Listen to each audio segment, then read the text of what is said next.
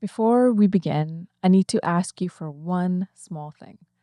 A lot of you are watching and listening to these stories and coming back for every episode, even watching and listening all the way to the end. And for a channel like ours, that subscription genuinely makes a difference. So don't forget to hit that subscribe button, and thank you so much. With that, let's begin. 39 days before his coffin reached Kathmandu, Kili Pemba Sherpa was standing on top of Nanga Parbat, 8,125 meters above sea level, on July 3rd, 2026. For almost 30 years, mountains had been his workplace. Monslu, Everest, K2, Kanchenjunga, Annapurna, Lhotse, Makalu, one after another, and now standing on Nanga Parbat. Kili had finally completed all 14 of the world's mountains above 8,000 meters. It should have been the closing chapter of an extraordinary career. Instead, 39 days later, his family was waiting for his coffin at Kathmandu airport. And Kili wasn't coming home alone. Beside him was another coffin. Inside it was Gyaljen Sherpa, Gyalu, a man who had climbed Kanchenjunga once, then returned 9 days later and climbed it again. And 6 days after that, went back and climbed it a third time. 3 summits of the world's highest mountains in 15 days. And beside Gyalu, a third coffin, Nima Sherpa, 35 years old, a farmer's son from the foothills of Makalu, a man who had spent years walking other people towards the mountains before anyone knew him as a climber. 12 journeys to Makalu base camp, 7 through the Everest Khumbu circuit, then Monslu, Everest, K2, then Kanchenjunga, Lhotse, and in 2026, his career was suddenly accelerating. 3 coffins arrived in Kathmandu on August 11th, but inside them were 3 completely different stories. One man had finally completed the great dream of his life. One had quietly achieved something almost incomprehensible without being famous, and one was only beginning. Tonight, I don't really want to tell you how these men died. We've already told you that story. The events leading up to and the moment of the treacherous avalanche may explain how somebody died. It tells us almost nothing about who they were.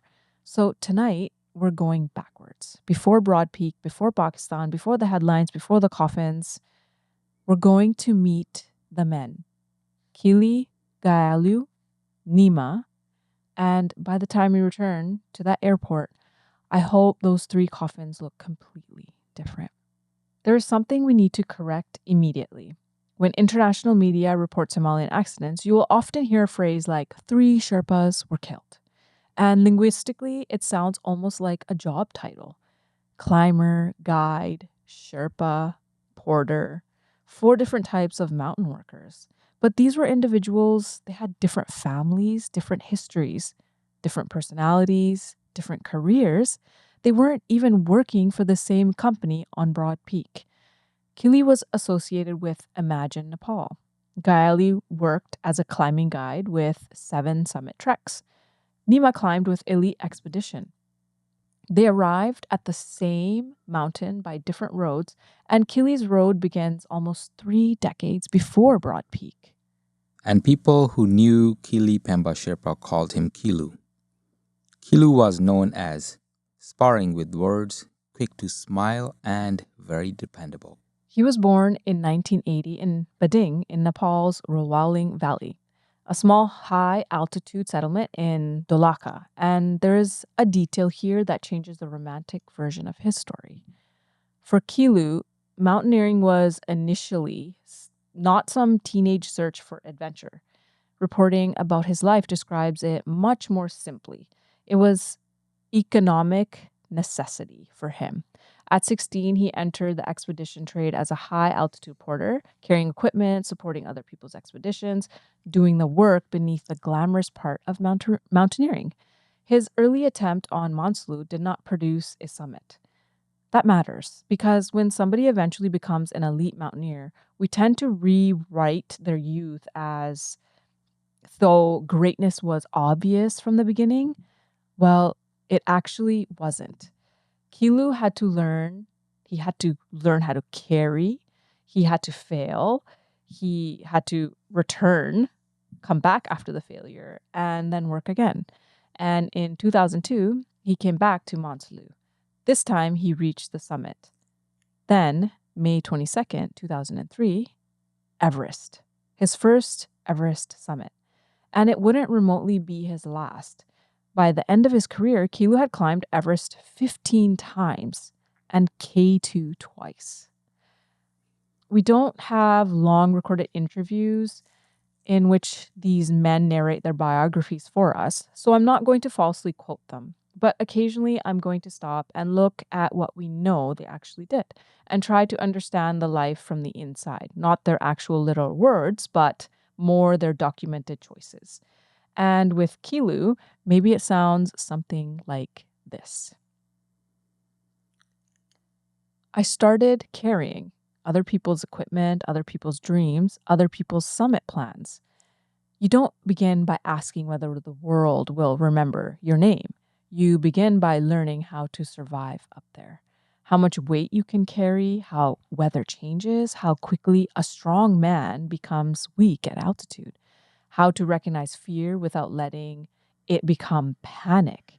And then one day, the person carrying the load becomes a person everybody else looks towards when something goes wrong. Those words are a reflection of what we visually saw in Kilu and his career. There are summit records and there is trust. The second tells me more about Kilu than the first. Yes, I agree. Mingma Ji worked with Kilu for more than a decade. Same region, similar upbringing, countless expeditions. And after Kilu died, Mingma described what having Kilu beside him felt like. His words were remarkable. With Kilu by my side on any mountain, I never once felt the grip of fear. Think about that sentence. This is not an inexperienced tourist describing a guide. This is Mingma Ji, one of the world's most accomplished high altitude climbers. And he is essentially saying, when this man was beside me, I felt safe. Mingma called Kilu's presence his anchor. He remembered him carrying heavy loads at the front, working tirelessly, not complaining, and he remembered something else. Kilu carried the Nepali flag to the summit of every mountain he climbed. Not occasionally, not only on Everest, it was every mountain. Now, consider these two photographs, both in 2018, and one is from Everest and one from Mountaineer. Chinese mountaineer Jia Boyu finally reaches the summit. On Everest, Jia had both lower legs. On Everest, Jia had lost both his lower legs after severe frostbite following an Everest expedition decades earlier.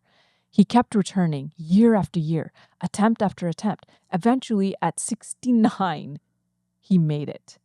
And among the people guiding Jia on that extraordinary summit was Kili Pemba Sherpa.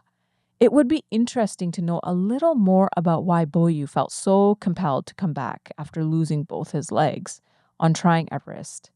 But 3 years later, another man, a Russian climber, Rustam Nabiev, also a double amputee, another enormous mountain, Monslu.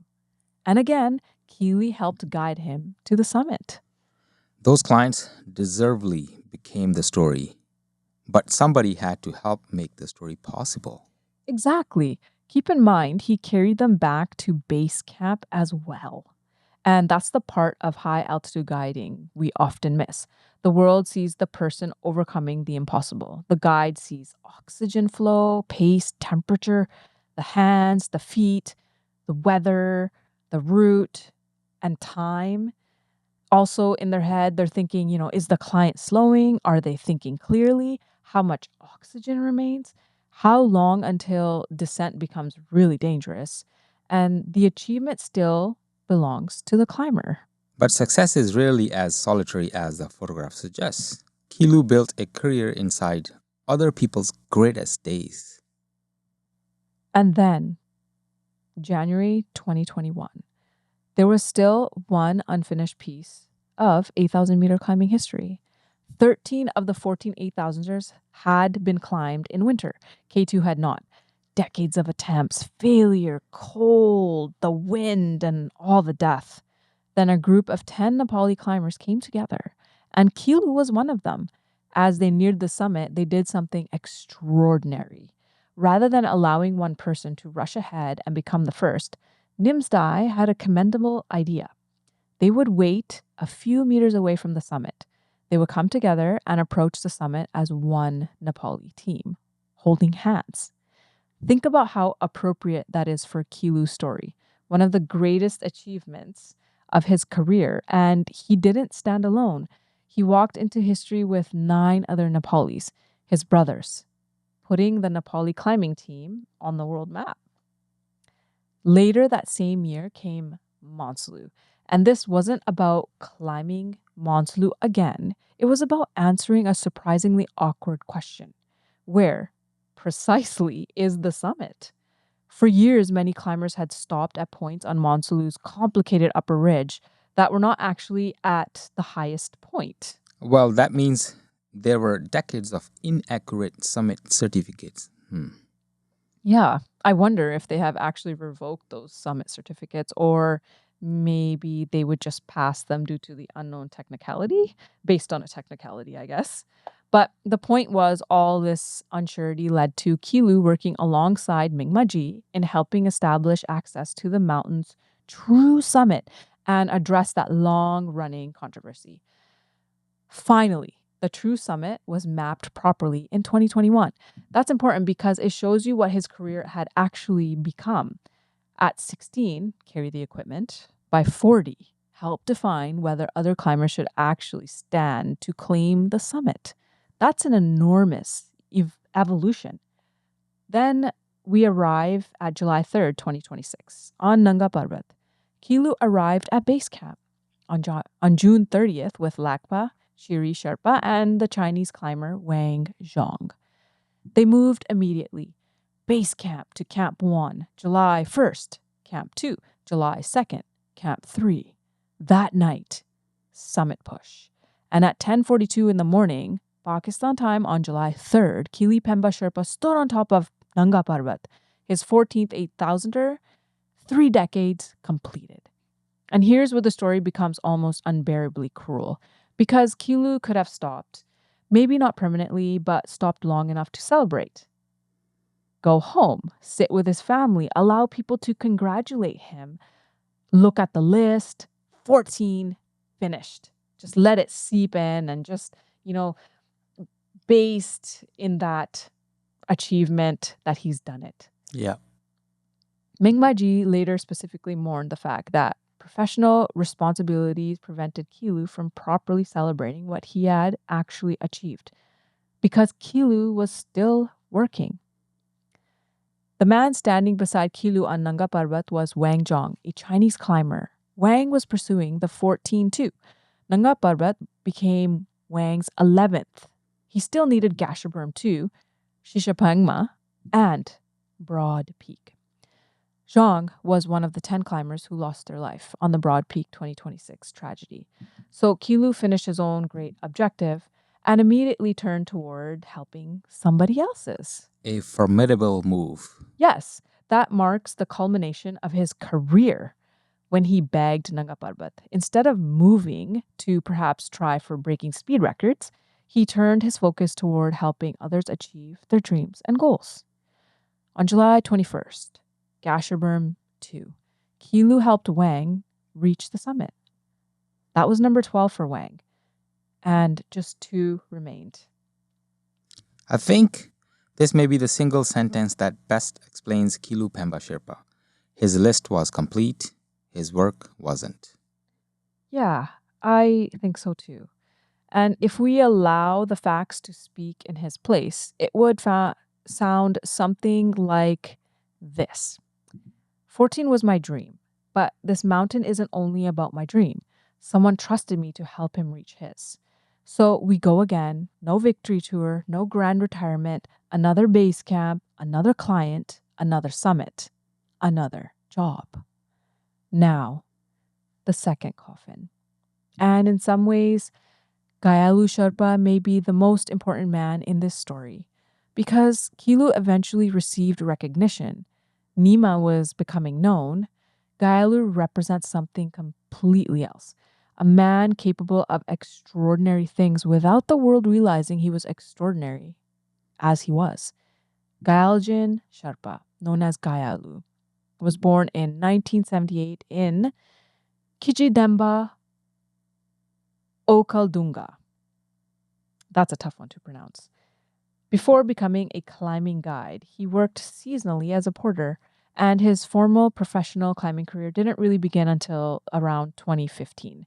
That means Gyalu wasn't some 20-year-old prodigy. His expertise accumulated slowly, load by load, trail by trail, mountain by mountain, Lenin Peak, Mira Peak, La Bouche, Himlong, Cholatse, Mantlu, Kanchenjunga, Everest, Lhotse.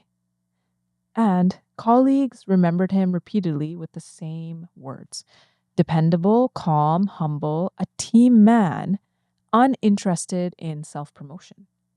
Notice how rarely the word famous appears. Then came Kanchenjunga, May 10th, 2025. Gyalu reached the summit, 8,586 meters, third highest mountain on Earth. One successful Kanchenjunga summit would make a very respectable career highlight. Why is that? Well, because for most high altitude climbers, reaching Kanchenjunga once is an achievement that can define a career. It is remote, avalanche prone, technically serious, and far less forgiving than the crowds on Everest might lead people to imagine an 8,000-meter mountain can be. The standard routes involve sustained exposure, steep snow and ice, avalanche-prone terrain with very little chance of rescue operations, complicated upper sections, and a very long summit day. It is also under Indian government control and has a historical spiritual significance. Climbers traditionally stop slightly below the absolute highest point out of respect for local religious beliefs. Although summit verification practices have evolved, but reaching that upper summit area at all demands a very high level of acclimatization, endurance, judgment, and technical competence. 9 days later, Gyalu was back on top, May 19th. Summit number 2. That ascent involved support for the joint Indo-Nepal, a military expedition. Contemporary reporting lists Gyalu among the Sherpa climbers supporting the May 19 summit group. Then, 6 days later, May 25th, he did it again. 3 successful Kanchenjunga summits, May 10th, May 19th, and May 25th. In one season, 15 days separating the first and the third. The achievement was subsequently recognized as a world record. Incredible. And then what? Media tour, sponsors, interviews? You would think, but no. The extraordinary part is he was essentially back to work. The profile of his life says it beautifully, without needing to exaggerate it. Gyalu didn't know how to market himself on social media and apparently didn't care to learn. He was already doing the thing. He didn't need to perform the identity of a mountaineer online. He was one. Some men explain who they are, others leave a trail of proof. Yes, ditto. Unfortunately, there is no reliable long interview I could find where Gyalu explains his actual philosophy, so we're not going to invent one. Instead, look at the evidence. It's right in front of you. There's 3 Kanchenjunga summits, and then another job, another mountain, another client. So if I were filming this documentary, I would put a photograph of Gyalu on the screen, and I would say this: you don't have to know my name. You don't have to know how many times I've been up. But when we're high on the mountain, you need to know that I know what I'm doing. That's enough. Those aren't Gyalu's recorded words. They're my interpretation of the professional life he actually lived. And I think that's more honest than manufacturing some dramatic final quote. Because perhaps silence itself belongs to a story. Gyalu didn't spend his career explaining Gyalu, he just climbed. And there is a strange injustice in mountaineering. You can accomplish something extraordinary and difficult, and whether the world knows about it may depend as much on language, nationality, money, media, access, and self promotion more than even your climbing ability. Gyalu just climbed Kanchenjunga 3 times in one season, but ask an average mountaineering fan outside Nepal to name him before July 30th, and many couldn't. This is the contradiction. He didn't become extraordinary because he died. He was already extraordinary. Death simply made us look. Absolutely. And then, the youngest of the three, Nima Sherpa, born on December 1st, 1990, in Chayaksi Boda, Makalu. It's a rural municipality. And Nima's story didn't begin with crampons, it began with walking. In 2015, he entered Nepal's mountain tourism industry as a trekking guide. Nima grew up beneath the Makalu mountain. That doesn't mean he grew up dreaming of standing on its neighbors. His family farmed for a living, and when he entered the mountains professionally, he wasn't heading for the death zone. He was just guiding trekkers. He walked the trails first, again and again. And only years later did the trekking guide discover just how high those same mountains could take him. Makalu Base Camp, again, and again. According to the detailed account of his career, Nima completed Makalu Base Camp journey 12 times and the Everest Khumbu circuit 7 times. Holy smokes. That's 19 major mountain journeys before we're even talking about his 8,000 meter career. And I want to stay here for a moment because these years matter. A summit lasts minutes. Professional mountain judgment takes years. It sure does. Imagine what Nima was learning without anybody issuing him a diploma. Client moving slowly? Is he tired or sick? Clouds building? Is it harmless or weather is turning? If the snow is changing under the feet? Is it normal or is it unstable? Somebody goes quiet. Are they concentrating or deteriorating? A trekking guide learns people, then terrain, then altitude, then consequence. 12 Makalu base camp trips, 7 Everest Khumbu circuits, thousands of kilometers of apprenticeship, and then in 2021, Nima finally moved upward. Manslu, his first 8,000 meter summit, then Everest, then K2, then Kanchenjunga, and then Lhotse. Suddenly, the trekking guide was becoming a serious high altitude climber. Then 2026 happened, and this is where Nima's story changes speed. Before Broad Peak, he had already climbed 4 8,000 meter mountains that year. One of those documented summits was Annapurna 1 on April 18th. Elite Expedition's own expedition record lists Nima among the climbers reaching the summit at 6:32 that morning after the company's rope fixing team opened the route earlier. This wasn't somebody dabbling in high altitude anymore. Nima was becoming one of the men expedition teams relied upon. Elite Expedition described him after his death as hardworking, honest, courageous, disciplined, reliable. And then comes the phrase I find most revealing. They described him as a man of few words, known for his calm presence, quiet strength, someone who preferred letting the work speak. Again, I couldn't find a trustworthy interview where Nima sits down and tells us what he dreamt about. So I refuse to pretend I did, but we know his actions. A farmer's son starts guiding treks years on trails, then moves to 8,000 meters, 5 major 8,000 meter peaks in barely 5 years of high altitude climbing, 4 in 2026 alone. So here's the perspective I hear in that trajectory. Keep walking, learn the trail, learn the mountain, do the work, then climb higher. And when you reach one summit, don't tell everybody what you're going to become. Go and find out. And that's what hurts about Nima. With Kilu, we know what he became. With Gyalu, we know what he achieved. And with Nema, we never find out. Put three men beside each other now. Kilu, almost 3 decades, all 14 8,000ers, 15 Everests, winter K2 ascent.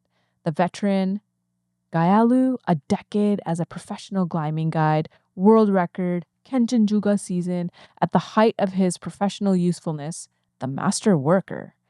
And Nema, 35, only around 5 years into serious high altitude climbing, 4 8,000ers in 2026, still ascending, and the future. You could almost draw an entire professional life with these three men, beginning, prime, and completion. And that is what Broad Peak took in a few seconds. Not 3 identical climbers, 3 different stages of mountain life. The story of Sherpas, and this is where their paths finally meet. Yes. We'll keep this short because we've covered the Avalanche in depth already. Different companies, different clients, different careers. But by late July, the same mountain, Broad Peak on July 30th, a group of 10 climbers was caught by an avalanche high between camps 2 and 3. None survived. Kilu, Gayala, and Nema, Nwang Tendu Sherpa, Pur Bahadur Gurung, Nirmal Purja, Nadira Alharti, Wang Jong, Sohail Saki, and Mallory Geis. That's all we're going to say about the avalanche tonight, because those few seconds should not be allowed to consume these 3 entire lives. But dying on an 8,000-meter mountain creates another problem. Home is very far away. Recovery teams went up, bodies came down, Broad Peak Base Camp, then Skardu, and then the complicated process of repatriation. And eventually, 3 Nepali climbers began the journey toward Kathmandu. Kili, Gyalu, and Nema together again. On Tuesday, August 11th, Tribhuvan International Airport, their flight came through Doha. 3 men arrived in Kathmandu together, and people were waiting. Family, their friends, fellow mountaineers, members of the wider climbing community. Photographs from the airport show the coffins surrounding by grieving relatives and mourners. Kadas, flowers, hands reaching toward the men who could no longer reach back.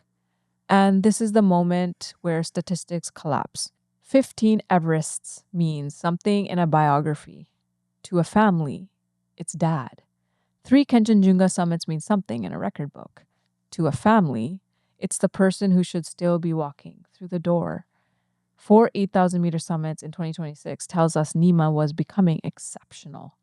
To his wife, it doesn't tell her how to live Wednesday morning. Kilu's family took him home to Goregaon. And perhaps this is the first time in the entire story that Kili Pemba Sherpa truly stops. No next camp, no climate waiting, no oxygen cylinders to check, no rope, no weather window, no summit push tomorrow morning. At home, Buddhist prayers began. His family prepared for the final rites. His uncle, Dawachiri Sherpa, said cremation was planned for Friday, August 14th. Kilu leaves behind his wife, his son, his daughter, and a family now, confronting the economic reality of losing the person whose profession helped support them. His uncle has publicly appealed for support for the children's education. That's where the 14 8,000ers end. Not on Nanga Parbat, here, inside a family home with prayers, who are now desperately searching for how they're going to go on and live. Gyalu and Nema continued onward for Buddhist funeral rites, and I keep thinking about the physical symbolism of that moment. 3 coffins arrived together. 3 careers suddenly joined in the public imagination by one avalanche. Then the vehicles separate. Different families, different communities, different prayers. Because they were never simply 3 Nepali fatalities. They were 3 men, and now each belonged back to the people who knew them before we did. There was one more thing Mingmaji said about Kilu that I can't get away from. Not about death, not about celebration. Kilu had finally completed all 14 8,000ers, and something people devote their entire careers to. And Mingma's regret was that because Kilu immediately returned to his professional duties. There was never really time to celebrate him properly.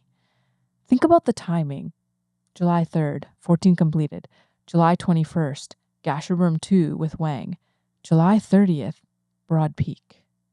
August 11th, Kathmandu. There wasn't even a month between the greatest personal achievement of his climbing life and his final expedition. That's why the opening of the story isn't really about an airport. It's about time. 39 days from the top of Nanga Parbat to a coffin in Kathmandu. And Gyalu presents an even harder question. Why do some mountain names become global brands, while others disappear into expedition reports?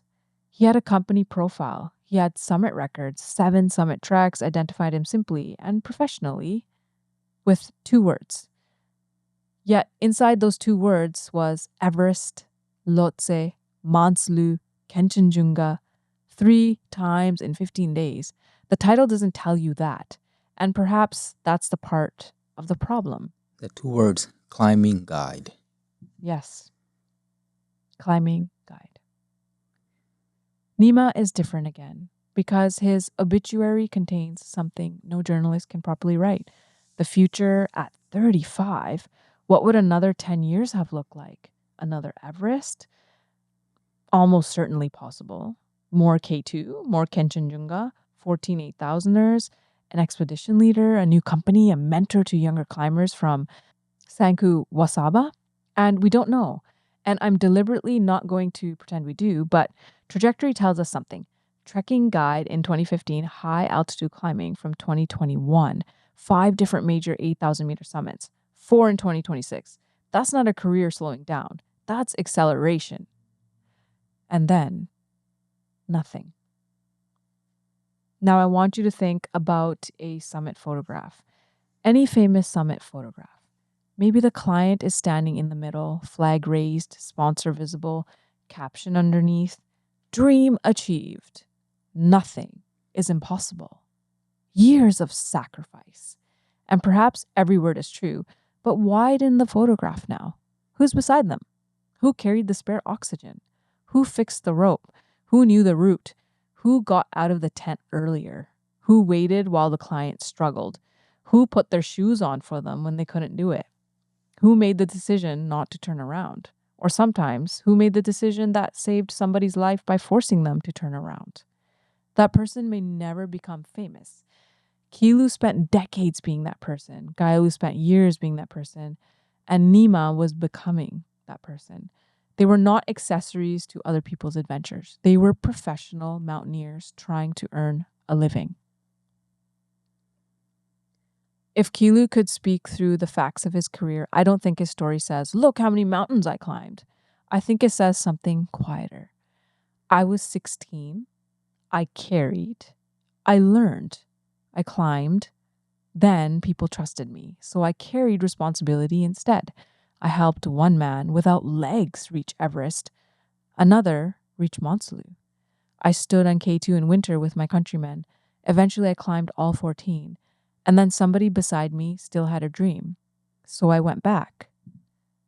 I also have a family that I need to continue to support. Gyalu's life says something different. You might not know my name. That's all right. The mountain knows whether I did the work. The people tied to my rope know.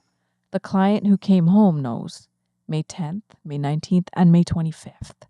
Kanchenjunga 3 times, and then the next job. And Nema?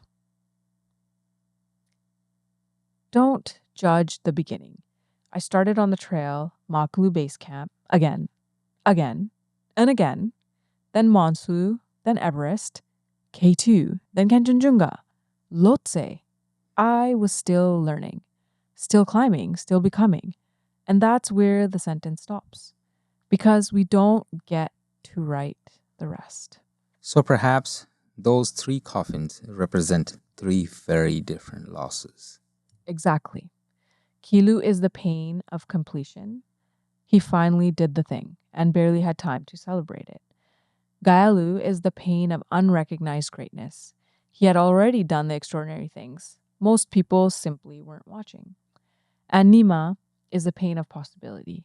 The achievements we will never know. Completion, recognition, possibility. That's why these three belong in one story. Now, go back to August 11th in Kathmandu. The coffins appear, but this time you know who is inside.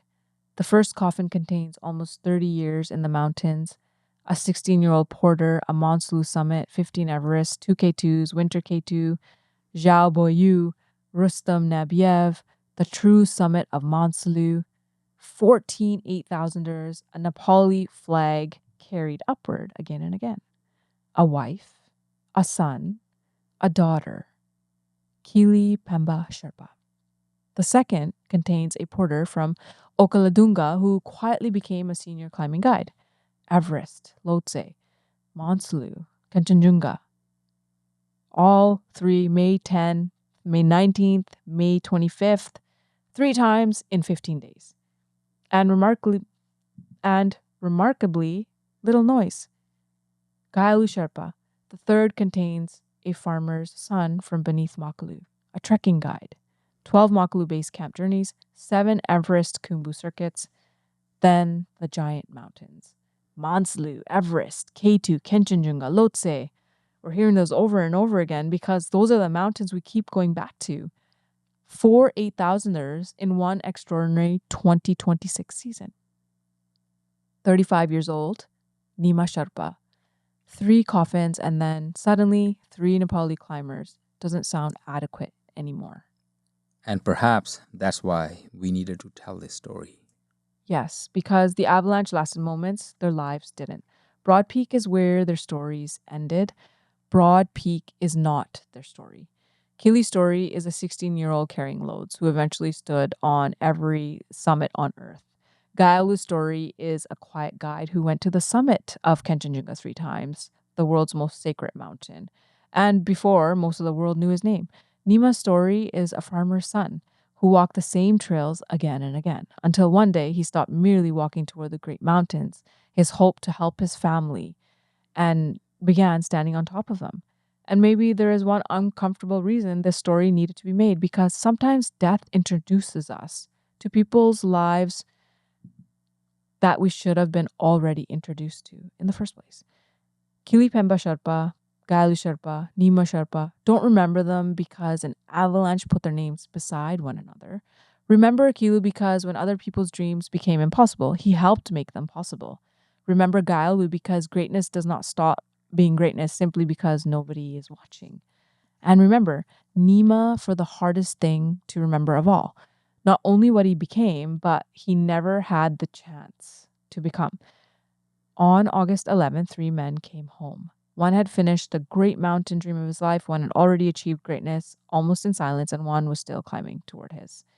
Their vehicles eventually went separate ways. Their families took them back, and the prayers began. And the mountains, for once, were no longer asking anything from them. Kilu could finally stop, Gyalu could finally stop, and Nema could finally stop. The work was finished, not because they chose to finish it, but because the mountain did. And now, the least we can do is learn their names. Yeah, may they rest in peace. May they rest in power. Thank you so much for tuning in, guys. This is Reembok Arcane. I'm Rima.